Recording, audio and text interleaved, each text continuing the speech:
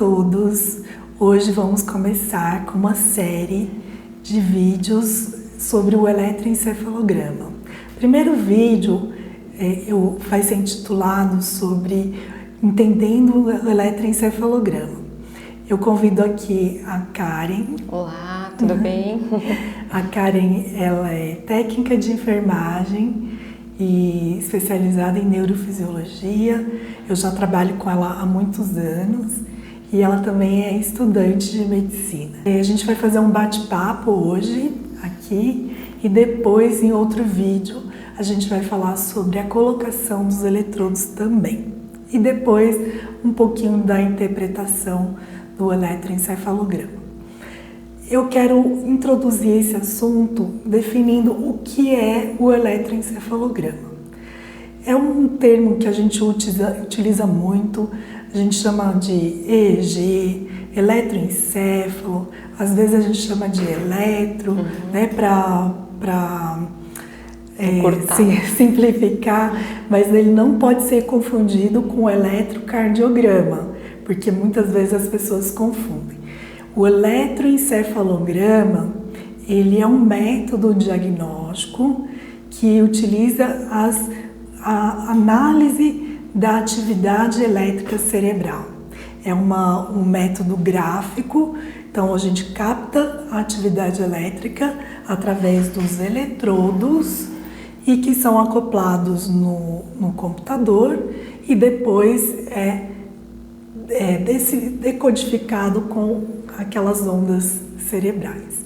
Ele é muito importante não só em epilepsia, mas em outras condições. Por exemplo, em pacientes que estão com uma alteração do nível de consciência, por exemplo, um coma, uma confusão mental, uma alteração, né, de sonolência ou torpor, isso também é bastante importante. Em alguns casos, para definir também morte encefálica, também é uma das questões que a gente utiliza, para detecção de crises, para detecção de atividades anormais elétricas, para definir melhor o tipo de crise, o tipo de epilepsia, síndrome epilética e basicamente para essas condições. Bom, Karen, me fala para mim qual a importância, o que faz o técnico de eletroencefalograma? Então, basicamente, o técnico de eletroencefalograma é o que executa o exame, né, que faz o preparo do paciente para fazer a aquisição do registro. Então, ele é importante no sentido de orientar o paciente o que vai ser realizado, de que forma que é realizado o exame. A gente faz o preparo desde o início, então a gente faz, quando é mulher, a gente precisa de repartir o cabelo para expor o couro cabeludo, onde vai aderir os eletrodos.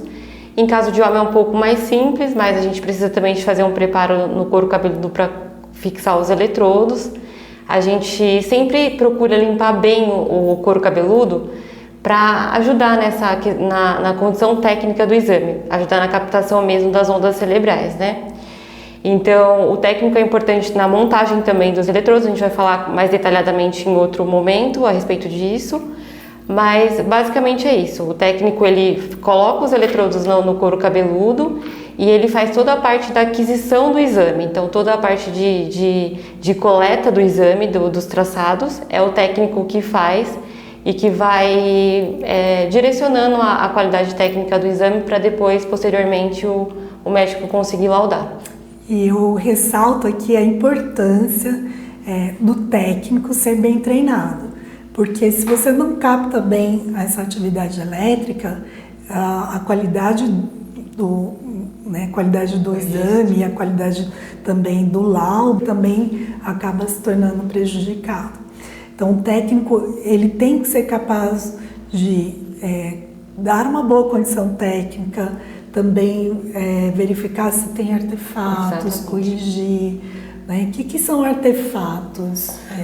Artefatos são todo aquele tipo de ruído de ambiente ou até mesmo do paciente mesmo, quando a gente tem um artefato muito clássico, muito típico, que é a de transpiração, que a gente chama de artefato de sudorese.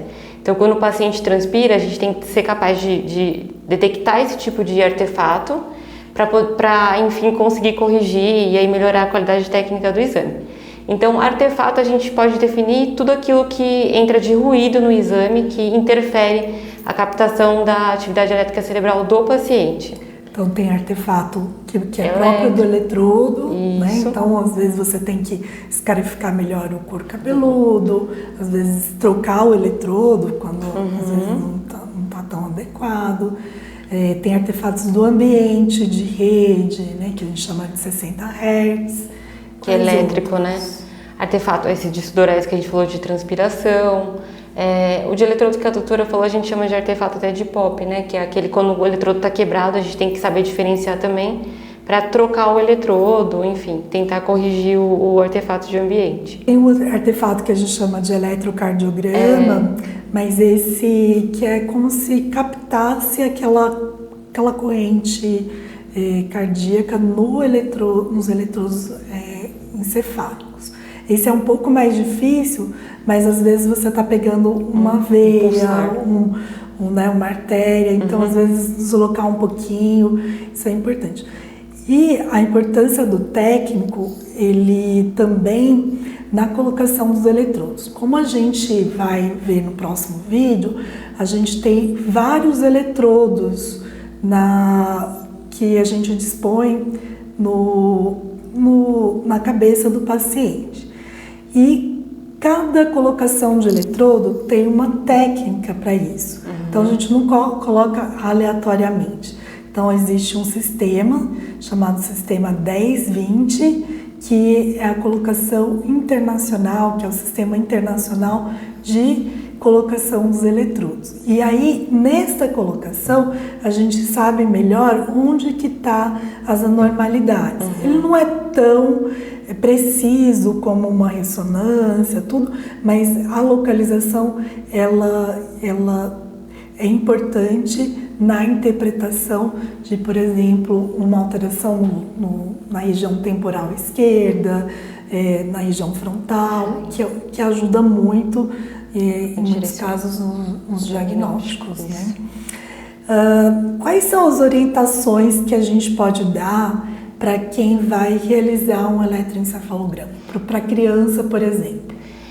Geralmente para criança é muito importante a gente fazer essa aquisição do exame em sono e em vigília. Então o sono é crucial para a gente saber se tem alguma alteração que não existiu na vigília, mas que possa estar presente no sono. Então, a primeira orientação que a gente dá para os pais é que possa fazer uma boa privação de sono com as crianças, para elas virem e quando for fazer o exame ambulatorialmente, conseguir dormir durante o exame. A gente pode fazer um indutor de sono também, mas o ideal é que faça essa privação de sono para conseguir efetivamente dormir durante a realização do exame.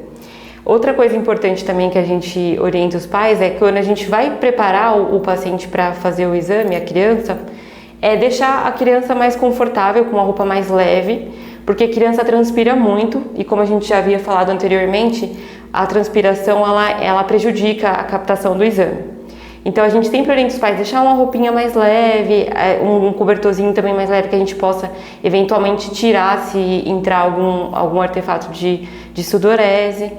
E acho que basicamente para criança é isso. E ter bastante paciência, né, doutora? Porque com criança a gente sabe que o exame pode durar de 1 até 3 horas, é muito comum. Criança é no tempo delas.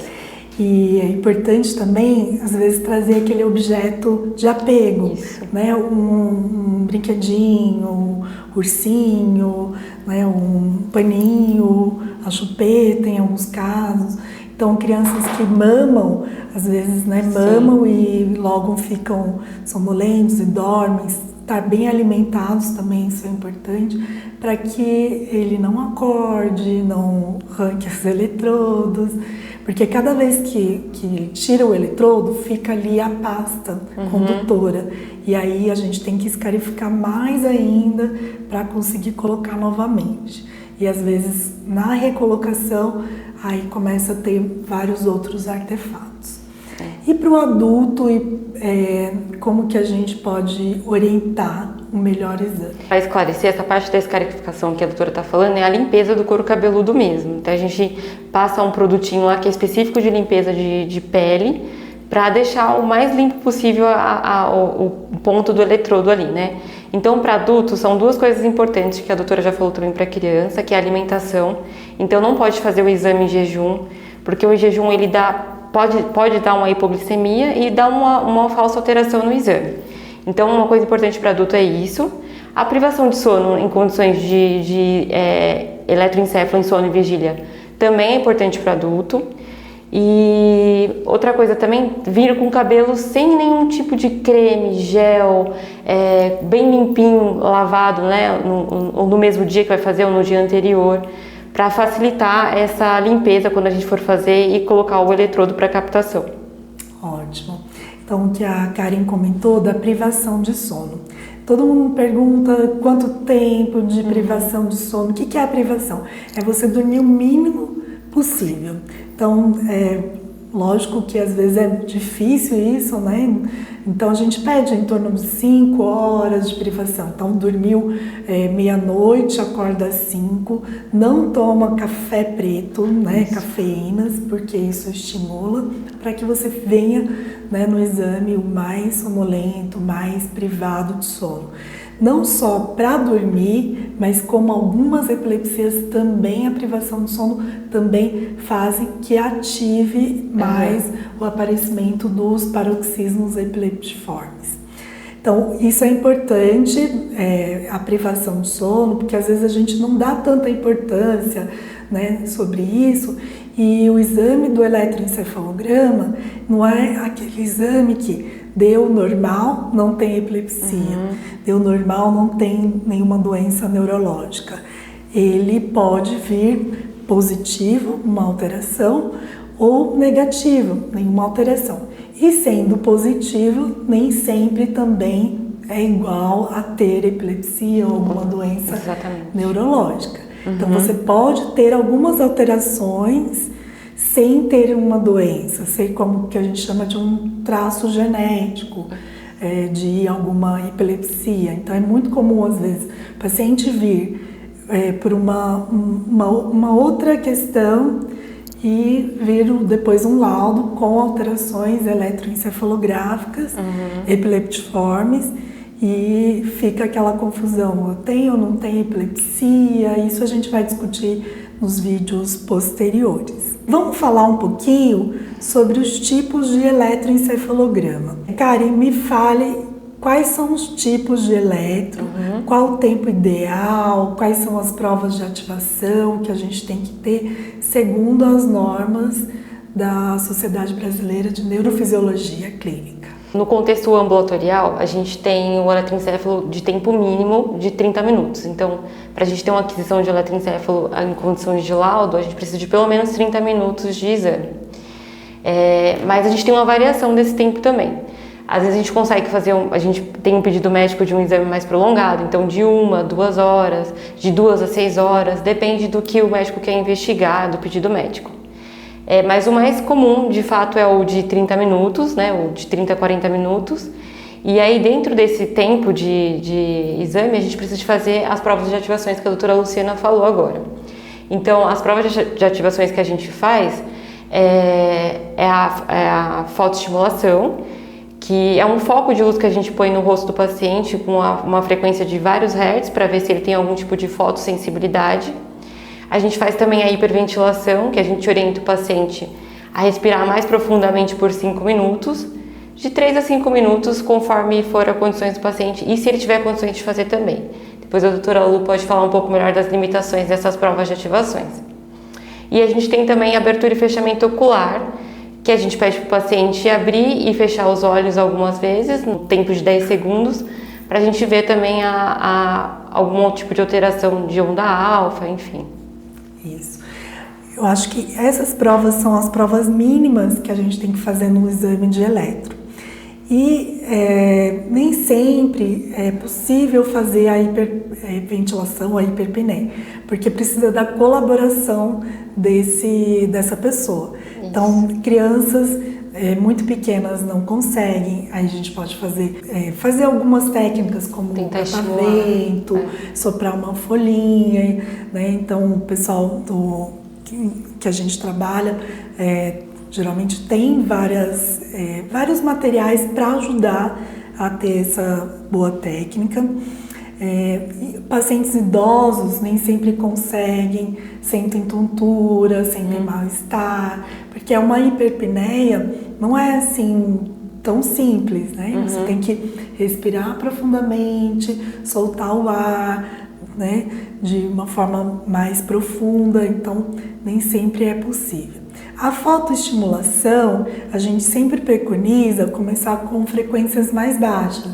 Então, meio hertz, uma foto meio hertz quer dizer que é uma luz que em 2 segundos ela faz um estímulo, ou meio estímulo em 1 segundo.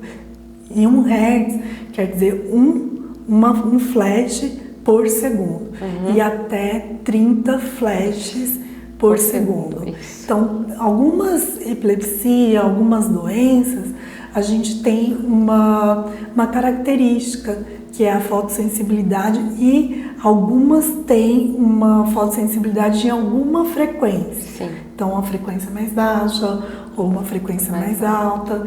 E é importante o papel do técnico, porque se ele detectar essa alteração, se ela for predispor a uma crise, você não precisa ficar insistindo, né? Você pode parar no meio para ele não ter a crise. Exato. E se tiver e você ficar em dúvida, é importante às vezes repetir aquela prova para ver se realmente foi uma coincidência ou se foi realmente uma alteração durante a fotoestimulação. E pacientes que têm autismo, pacientes que têm uma deficiência intelectual, que são muito agitados, o que a gente pode fazer para que o exame fique o melhor possível, cara? Geralmente com esses pacientes a gente tem muita dificuldade de montar o exame, de colocar os eletrodos com o paciente acordado. Então, o que a gente tenta fazer é induzir o sono do paciente antes de montar os eletrodos, porque de fato a criança já não entende muito bem o que está sendo realizado, e quando tem uma condição dessas que a doutora Luciana mencionou agora, a gente precisa de ter um pouco mais de calma e até mais destreza para conseguir conduzir e de fato realizar o exame. Então, normalmente a gente primeiro induz o sono, depois a gente faz a montagem dos eletrodos, né, na cabeça, e aí a gente faz o registro eletrográfico do paciente. Normalmente esse registro é em sono, tem outras condições quando a gente faz vídeo EG que o eletrodo ele é colado mesmo, que a gente consegue fazer com o paciente acordado e tentando fazer de uma forma mais lúdica, mostrar para o paciente o bonequinho como é feito, para ele tentar saber o que vai ser realizado com ele, para ele entender melhor o que está acontecendo lá no contexto hospitalar, porque geralmente a gente faz no hospital, então é uma realidade diferente do paciente. A gente precisa pelo menos tentar introduzir isso antes de manipular, de mexer no paciente.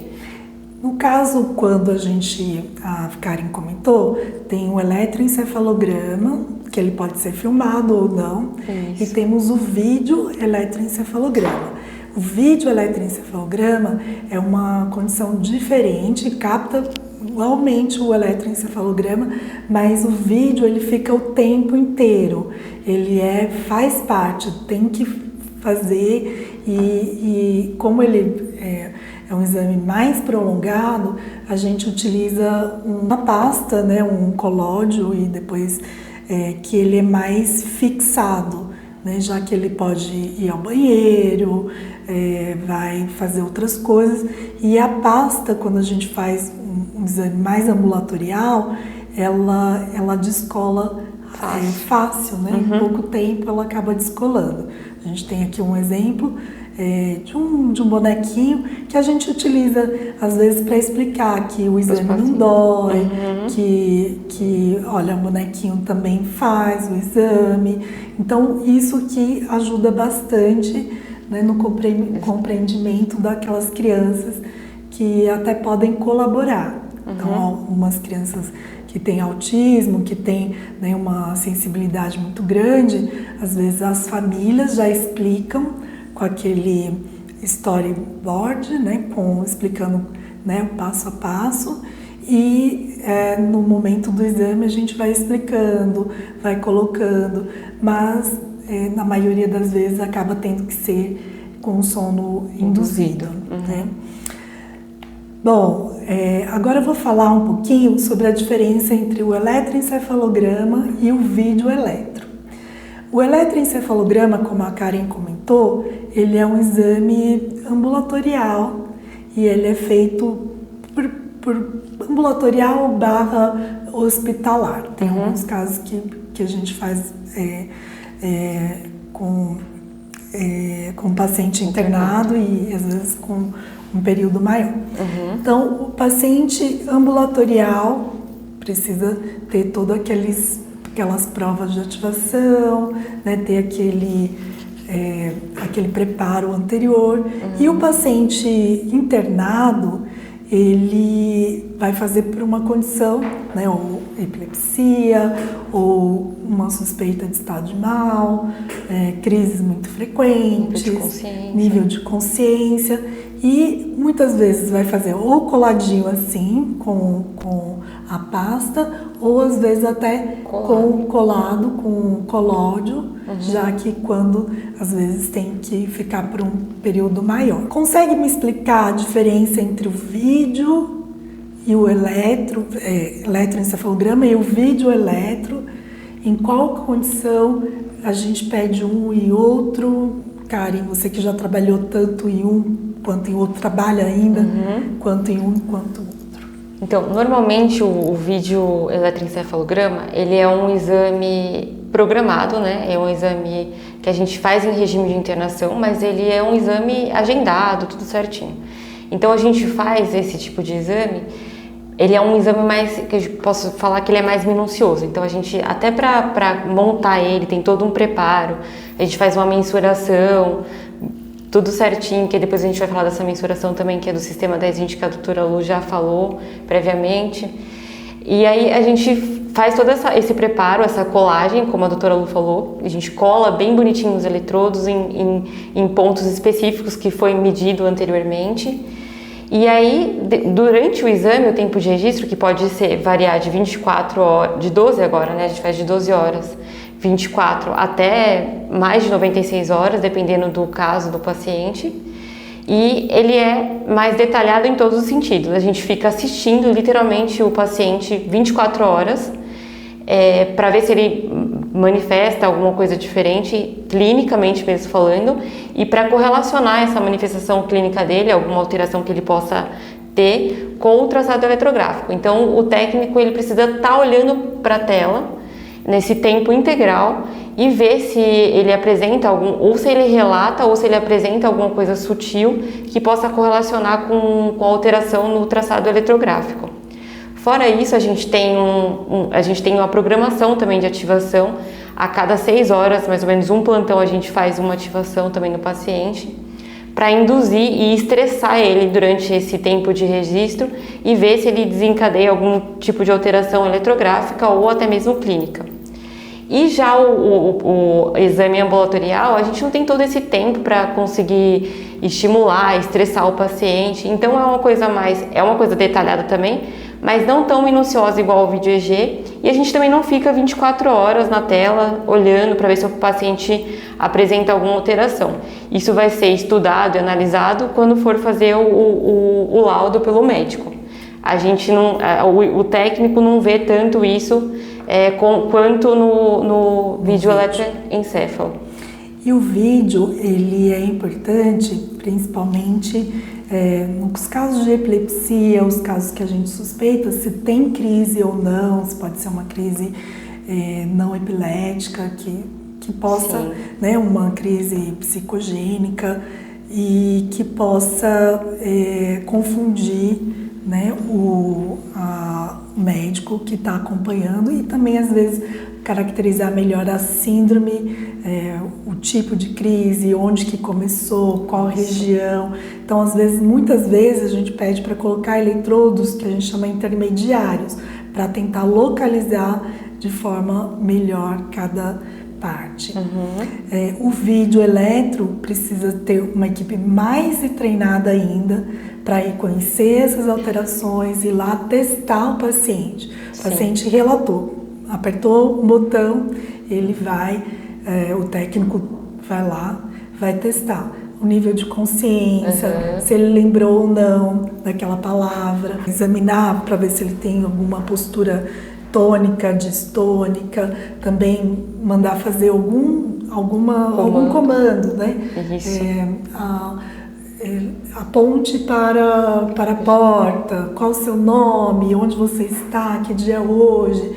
Então, né, tem uma série de informações que no momento da crise. E, além disso, muitas vezes o paciente tem a crise também. E saber atender uma crise tônico-clônica bilateral é um papel do técnico também que está lá. Né? Exatamente. Então, saber conhecer, saber fazer a medicação muitas vezes e também prestar os primeiros atendimentos. Por isso que nos casos que você precisa retirar a medicação, é importante fazer o exame em regime hospitalar.